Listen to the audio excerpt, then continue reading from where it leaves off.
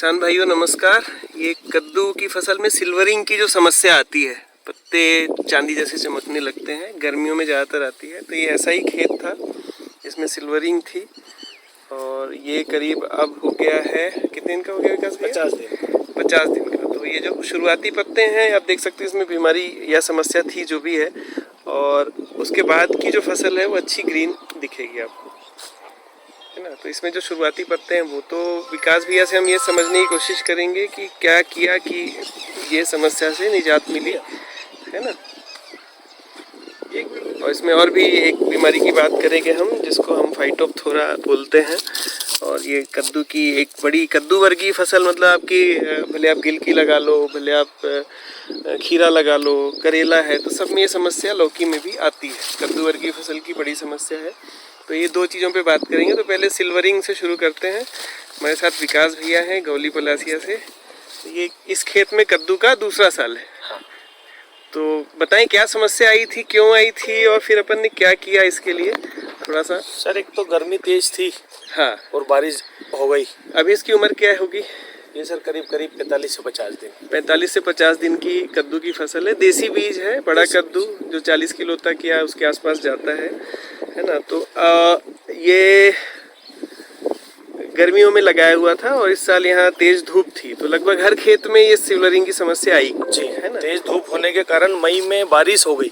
मई में बारिश होगी, हाँ, तेज बारिश होना, उसके साथ मतलब हम बोलते हैं कि इसको शीत गर्मी हो गई थी। अच्छा, इन पौधों को, हाँ, तो इनके पूरे पत्ते दूर से ही 10 खेतों से दूर से ही पत्ते ऐसे लग रहे थे बिल्कुल। हाँ, अभी भी जैसे लाइन दिख रही है। हाँ, ये जो लाइन दिख रही है ना, हाँ, ये इसमें लगे हुए थे, मतलब 4-4 पत्ते 5-5 पत्ते के हुए थे। हाँ, हाँ, हाँ, हाँ, तो तब से ही ये वाइट हो गए थे। हाँ, हाँ। तो आपको लगा कि फेल हो गई?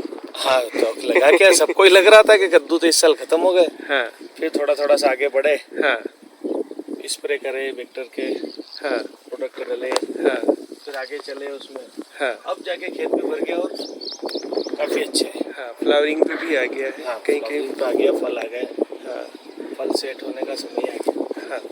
आपको बता दें कि ये देसी बीज रहता है, कोई हाइब्रिड कोई वैरायटी नहीं है, देसी एक तरह से समझ लीजिए।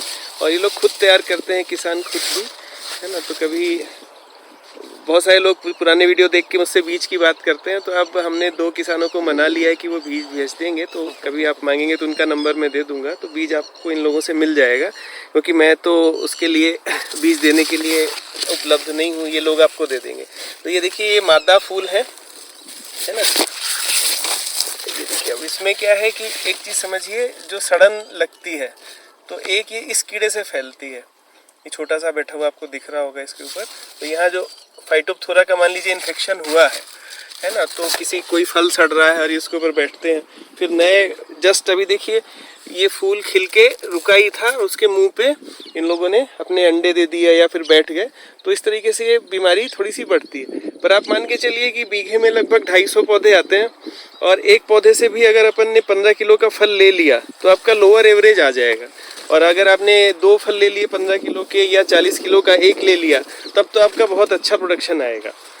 तो अपनी कोशिश यही होनी चाहिए कि एक बीज से एक 40 किलो का कद्दू या 15 किलो या 20 किलो के 2 कद्दू अगर आ जाते हैं आपके, तो बहुत अच्छा प्रोडक्शन मान सकते हैं आप उसको।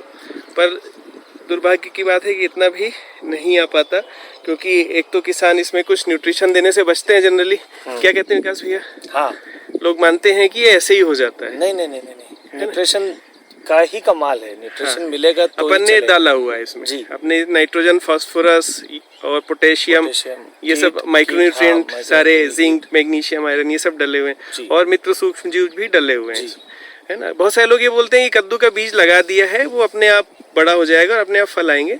इस कारण से प्रोडक्शन लॉस में जाता है। और बाकी फिर इसमें चैलेंजेस जो मैंने आपको बताए कि एक तो जैसे तापमान का फर्क है, क्योंकि देसी बीज है तो वो रिएक्ट करता है उससे। पर देसी बीज है तो ये इसकी खासियत भी है कि जब इसको अनुकूल मौसम मिलता है तो ये फैल भी जाता है। कर लेता है। बिल्कुल, मैं आपको दिखाऊंगा कहीं, चूंकि बारिश हो रही है यहाँ लगातार। उसके बाद देखिए इसकी जड़ें आपको जमीन पे दिखेंगी, देखिए ऐसी है ना। इसकी ये जहाँ से ब्रांच निकलती है, यहाँ से जड़ इसने छोड़ दी है, और देखिए एक और है ना। तो ये जगह जगह से फीड करता है। तो ये बहुत मजबूत पौधा है ऐसे तो, पर न्यूट्रिशन का सपोर्ट तो इसको भी चाहिए। तो जब आप न्यूट्रिशन देते हैं तभी आप इसमें 4 टन या 8 टन बीघे का प्रोडक्शन आप सोच सकते हैं, और उसके बिना तो फिर वो ये किस्मत की बात है कि जितना निकल जाए।